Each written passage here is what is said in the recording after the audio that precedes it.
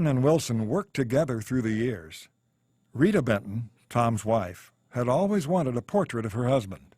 So Rita called me on the telephone from Kansas City saying, "Charles, you've been wanting to do a painting of Tom. Now's a good opportunity." And so she, in essence, commissioned me to do the portrait. He complained most of the time, and people who he has painted, I'm sure, would enjoy the fact that he complained just as they do about sitting for a portrait. Wilson was instrumental in the first Thomas Hart Benton Day on May 12, 1962.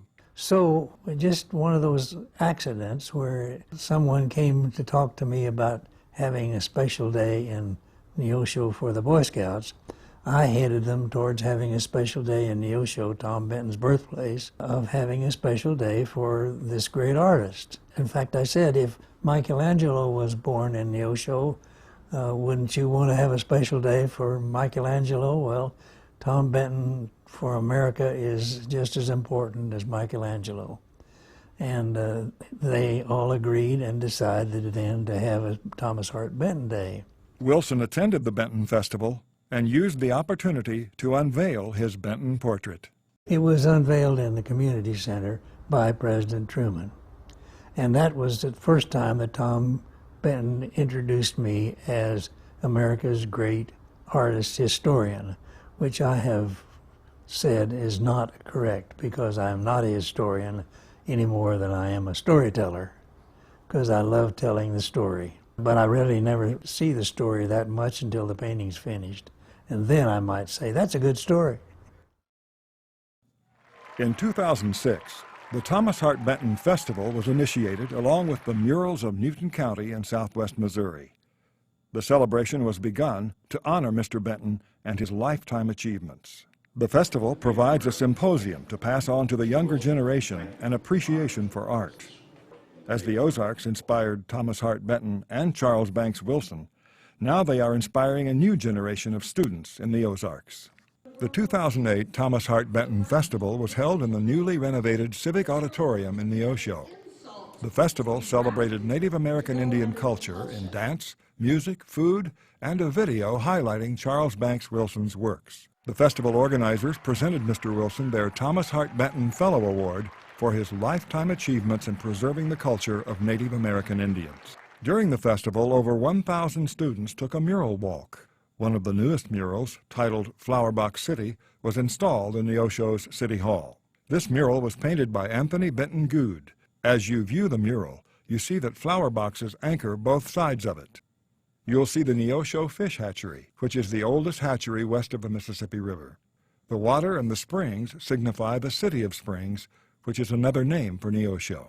Industry is highlighted, including the Pet Milk Factory, which employed many people for many years, and Rocketdyne, a Neosho company which is a supplier to NASA. As the mural progresses, it moves to the 1962 homecoming for Thomas Hart Benton, the grandfather of the mural's artist, Anthony Benton Good. Pawnee Indian dancers welcomed crowds, along with the Kansas City Southern Belle, which brought in the Benton family and President Truman and his wife Bess. These images were chosen for their historical significance to Neosho and the liveliness of color. This historical mural brings back good times and serves as a reminder of those times to future generations. Other recent murals include the work of Susan Sommer-Luarca of Springfield, Missouri, for the Wildcat Glades Conservation and Audubon Center in Joplin, which opened in September 2009. The mural serves as a backdrop for an aquarium. As you look through the aquarium, there are times when your eye is tricked as to which are the live fish versus the mural art. The bold use of color in this nature mural greatly enhances the murals of Newton County and southwest Missouri. The work of C.J. Kendi of Elkins, Arkansas, for the George Washington Carver Museum chronicles the life of Mr. Carver. We are so very proud and pleased of the new mural that we've just had installed. Panel 1 depicts George as a little boy when he was growing up in Newton County, Missouri. The second panel of the mural shows Dr. Carver as we most recognize him today, as the very wise educator and scientist. And you can see some of his discoveries, some of the things that he worked with, such as peanut milk and ink. He created many, many uses for peanuts and sweet potatoes and soybeans. The third panel depicts several major episodes in Dr. Carver's life. For example, at the top of the panel, we see the U.S. Congress building, and that depicts Carver's 1921 testimony before the United States House of Representatives Ways and Means Committee. Also in that third panel, we see Carver's work with the local farmers and the local community. He would often go out with folks and teach them various techniques and various uses for different crops. He was very hands-on in dealing with all of the people who he could in his area. The vehicle that we see, if you look very closely, it says movable school on it. And in fact, that's what it was.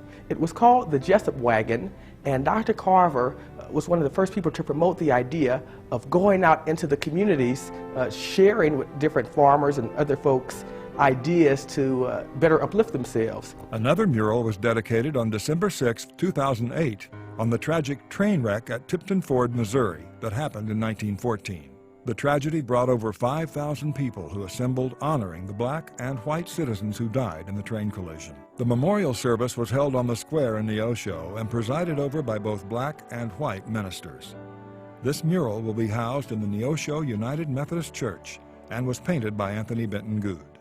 You know, the events of the tragedy, of course, we all shine our best when things are at their worst. Obviously, this is an example of that. And to be able to paint a scene like that with a theme in this day and age, even though it's historical in nature, it deals with the elements of race, which is a subject that is very contemporary, especially at this time now. And so I was very excited to be able to do that. The 1962 Thomas Hart Benton celebration started due to the friendship of Benton and Charles Banks Wilson. These two artists inspired the world with great art, and the source of so much of their inspiration came from the Ozarks. And in turn, they are now inspiring a new generation in the Ozarks. This special presentation of Charles Banks Wilson from the Ozarks and beyond is a gift of Newton County, Missouri, and has been graciously underwritten by employee-owned, customer-driven Community Bank and Trust, serving southwest Missouri and southeast Kansas since 1884.